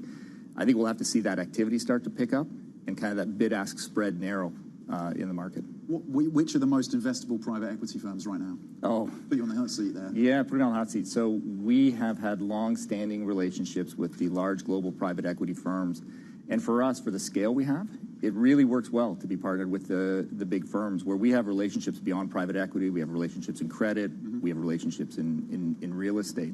So the big global firms are ones that we continue to deepen the relationships with. Do you feel like you've got, in this funding environment then, does the leverage arguably falls to the LPs, so to you in this respect? Does that allow you to push for kind of special discounts and some changes, some alterations in terms of the relationship, in terms of the deals that you're pushing through with these GPs? The leverage is with you. Are you getting some discounts on things like fees? So the way I would think about the partnership approach that we have with the general partners is we've had long-standing 10, 15-plus year relationships with them. So you don't wait for the bottom to try to extract a couple basis points.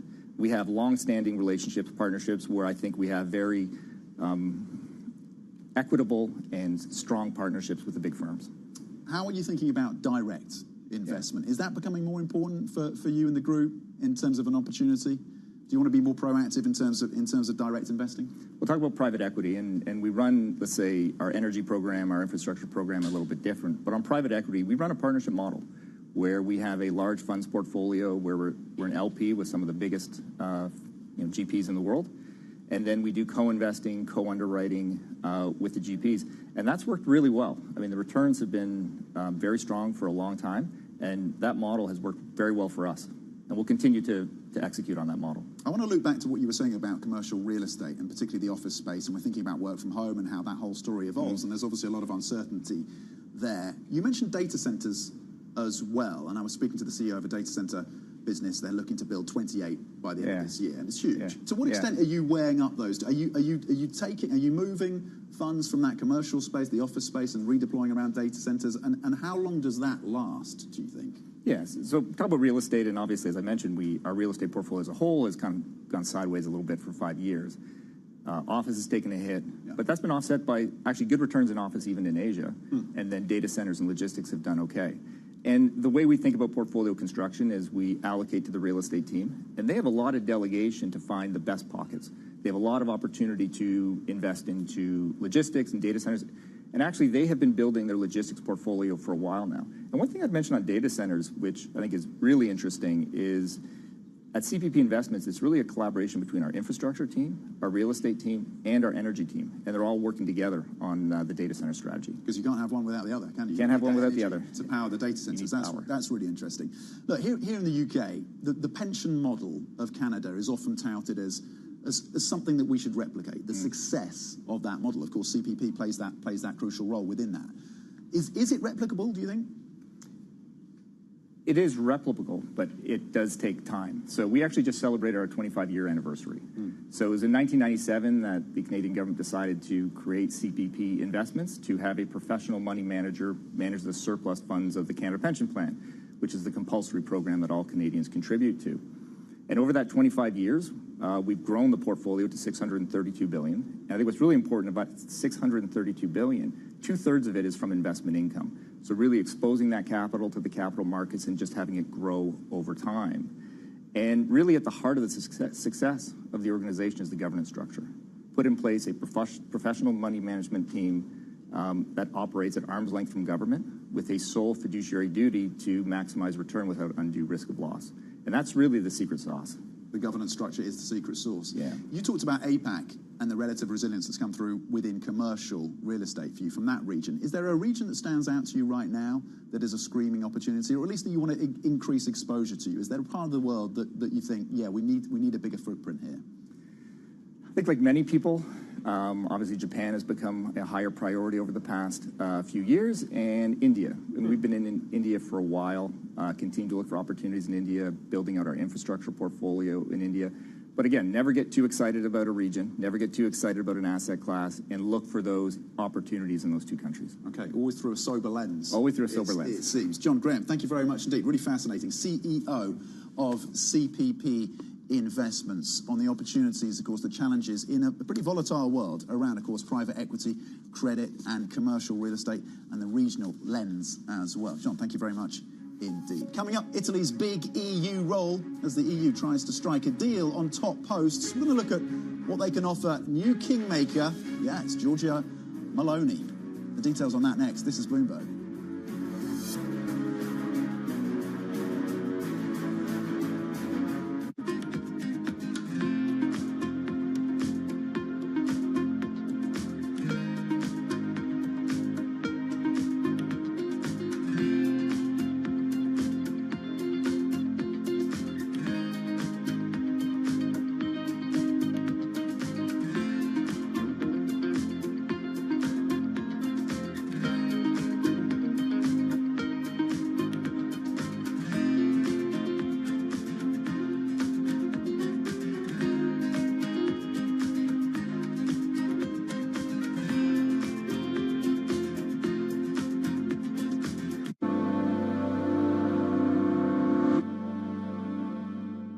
It's the world's second largest economy with a growing influence in global affairs. But geopolitical uncertainties, deflationary pressures, and questions about foreign investment linger.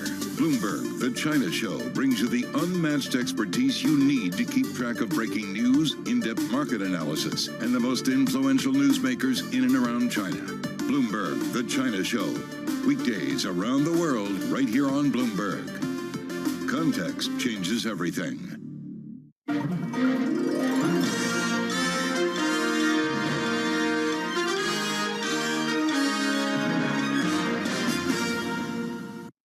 On the heartbeat of the tech spread across global markets. The real-time data aspect is going to be important. We're going to bring you expert analysis on that. Sure. Don't miss Bloomberg's interview with the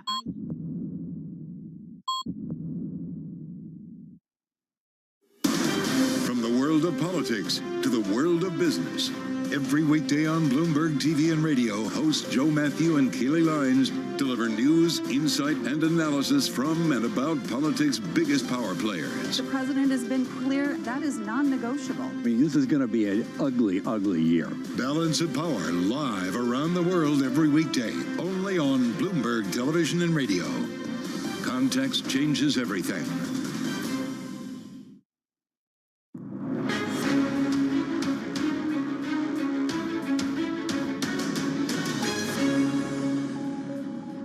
Welcome back. Now, UK opposition leader Keir Starmer says he will target 2.5% economic growth if the Labour Party comes into power in next week's general election. Yes, it is next Thursday. But economists, including the influential Institute for Fiscal Studies, says that it is not credible to believe that growth will come so quickly. Let's speak to Anand Menon now, Professor of European Politics and Foreign Affairs at King's College London. And Anand has views on some of the policy measures that are not being discussed, at least not in the detail that you'd like to see across this political spectrum that we're seeing as we lead up to this vote. So we'll get to you on that. But first, in terms of the polling, because it's consistent, relatively consistent in terms of there's 20-point lead or thereabouts for the opposition Labour Party. There's always a risk, of course, that the polls get these things wrong. We know that there, by some estimates, are up to 5 million people undecided across the electorate. How confident, what is your level of confidence in terms of the polling and in terms of how things play out post-July the 4th? I mean, what I would say is we could have the biggest polling mistake ever and Labour would still win by a comfortable majority. They're so far ahead. So I'm relatively confident in that sense because not only have the polls been consistent in the campaign, they've been consistent for months now with that 20% lead. And yes, there are uncertainties. There are uncertainties about the don't knows.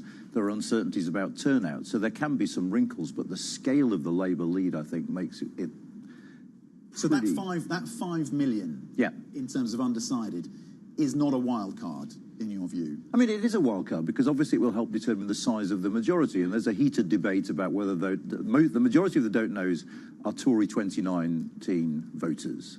And there's a big debate amongst pollsters about how we should assume they are going to vote if they vote at all. But my point is, such is the scale of the Labour lead that Labour look nailed on to win this election. And by a majority. That's your assessment at this point. Drawing on your experience, you see a solid Labour majority. What is that, above 200 seats or around the 200-seat mark? Do you have a kind of a number in mind? What are you looking at? That's where the uncertainty comes in, because so much of this, at the moment, what is striking about the Labour vote is it is incredibly efficient. That's to say, they are doing well where they need to do well. They're not doing so well where they're already sitting on very, very large majorities. If the night goes really well for them and really well involves them being efficient, it also involves reform, picking up Tory voters in constituencies where reform is strong. It involves the Lib Dems doing very, very well in seats where they're competing with the Tories. It could be a massive majority, but there's a lot of moving parts behind that. Well, as you bring in the Reform Party and the Lib Dems, let's go there, because the Financial Times has a story today about the fact that the Labour and Conservatives combined on course to register their lowest combined vote share in a century.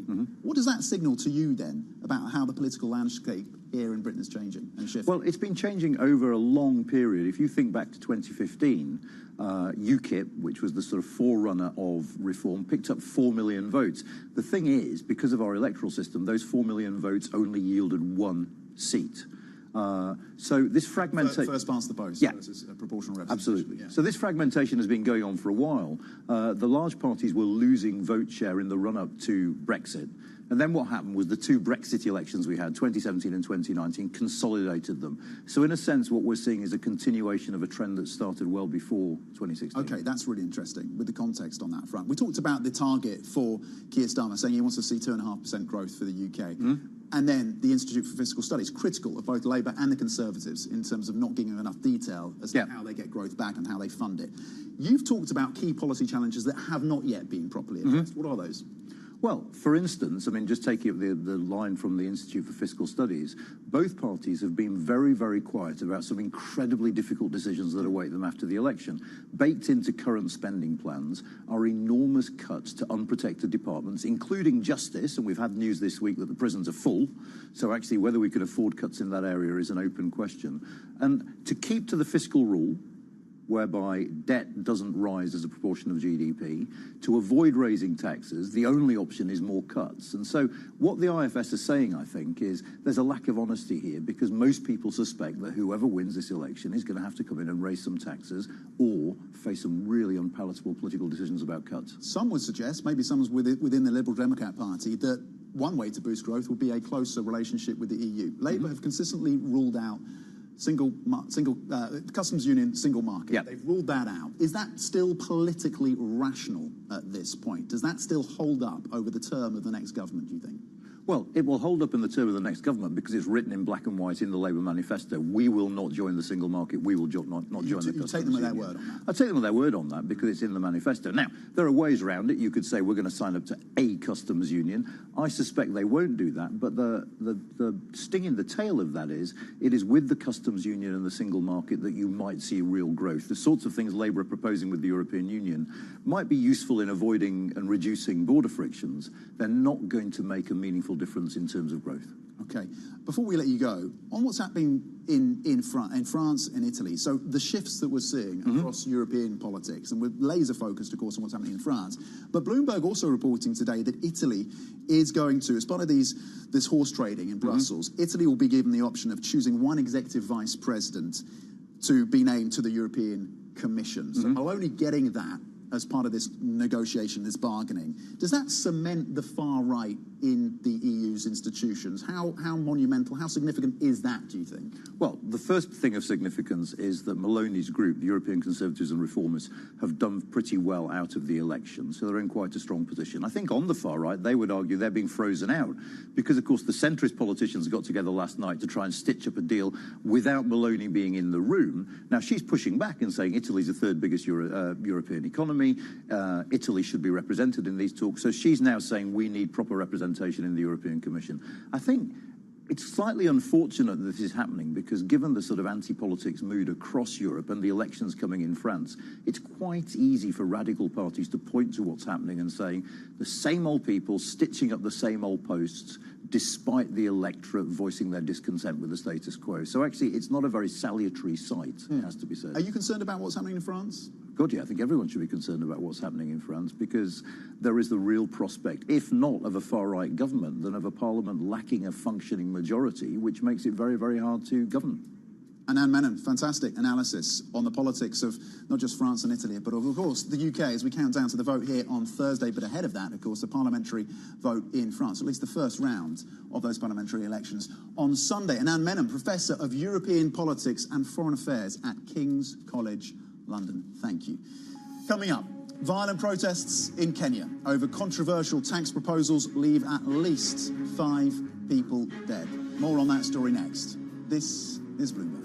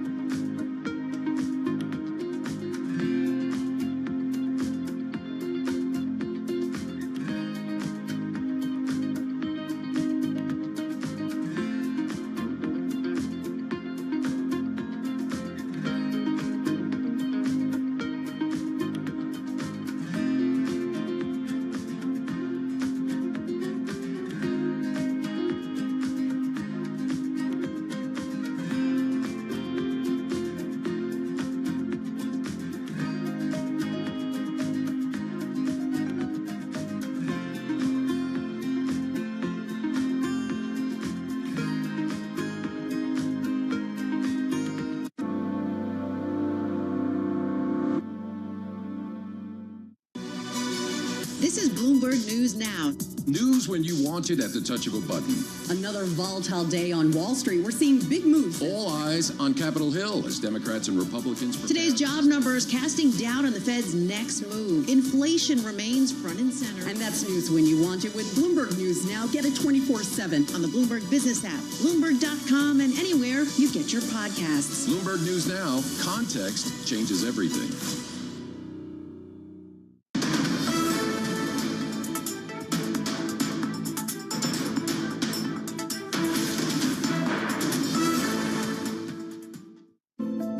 Bloomberg covers the world with unmatched reach and resources. From more than 120 countries, the moment news breaks, 24 hours a day. Bloomberg, context changes everything. Welcome to the world of decentralized finance. With the surge in Bitcoin, you have crypto stocks also surging. Bloomberg's covering all things crypto, the people, This is a political attack, and we must hold our elected officials accountable. the transactions, Really a record-breaking moment. Bitcoin is the exit strategy. and the technology. Awareness is going to grow, and these things grow the overall industry. Crypto as an asset class is here to stay. Bloomberg Crypto, only on Bloomberg.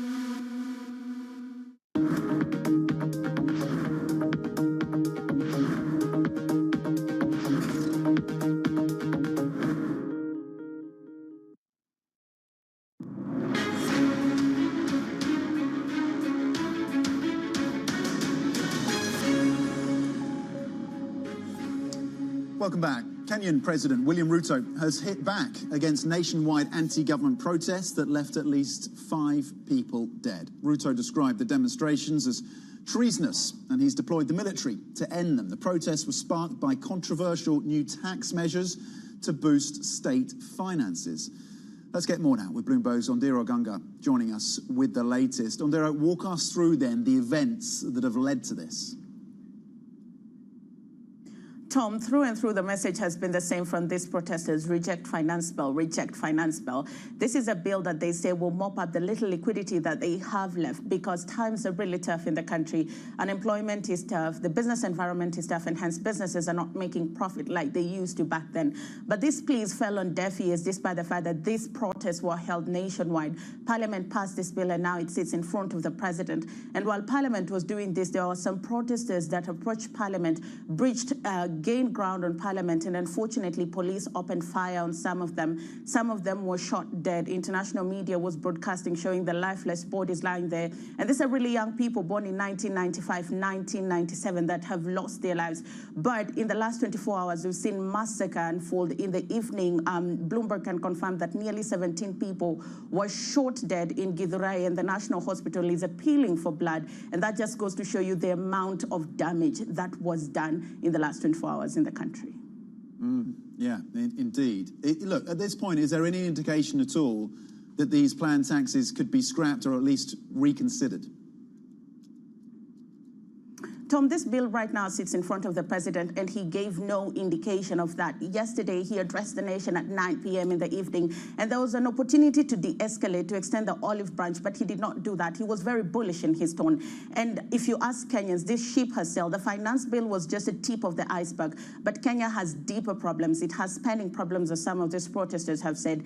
Day in, day out, the government says there's no money, but they see the government creating unconstitutional offices and funding them, dressing in designer, donating money in Sunday services, $20,000 all the way to $200,000.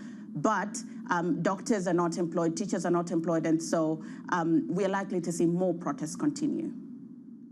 Okay, Bloomberg's Ondiro Ogunga on these protests and the wider challenges facing, of course, the Kenyan government and that economy and the people. Thank you, Ondiro. Let's check in pre-market on a couple of individual corporate names on our agenda today. NVIDIA, after the gains of yesterday, gaining, of course, almost 7% after that 3-day rout. Currently looking to build on the upside of yesterday. Currently pre-market NVIDIA up 2.5%. European tech getting a lift from that story as well. Rivian with the investment around VW also soaring pre-market. Currently up 35%. Up next, Bloomberg Brief with Danny Berger and Manny Cranny. This is Bloomberg.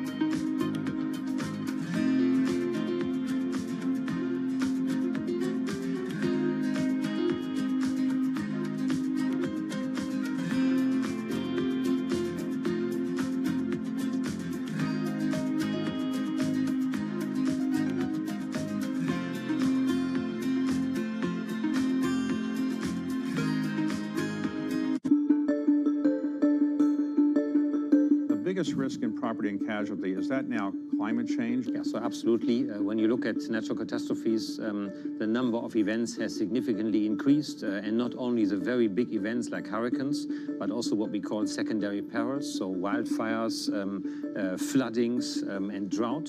And this leads to the fact that you have far more events and therefore a much higher cost of all of the natural catastrophes. How do you really assess the risk of climate change? Because how can you possibly know whether there's going to be a hurricane or a flood?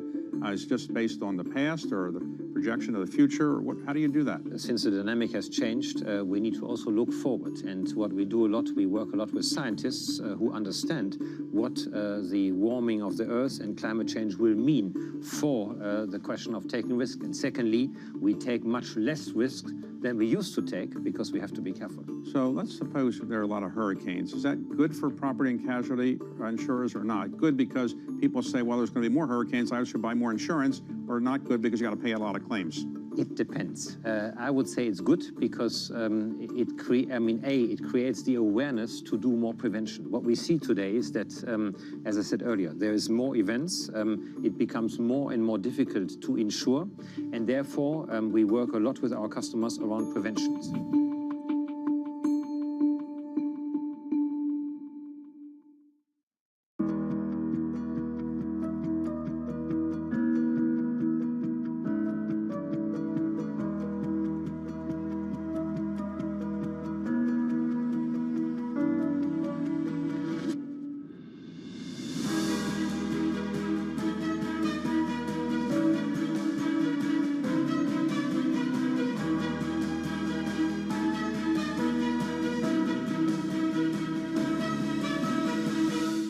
In a multi-trillion-dollar industry, there's a lot of ground to cover. Bitcoin ETFs rubbing elbows with the big dogs. This frenzy has engulfed the entire world. We'll show you what's happening in ETFs like no one else. Bloomberg ETF IQ, only on Bloomberg. Get your fixed income fix. Watch Bloomberg Real Yield every Friday right here on Bloomberg. Context changes everything.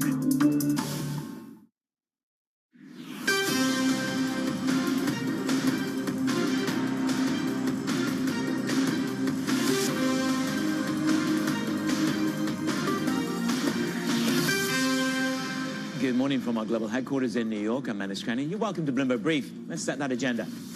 The bond market shock from down under. A hot Australian CPI jolts the global bond market as the ECB's Ollie Rehn sees 2 more rate cuts in Europe for 2024.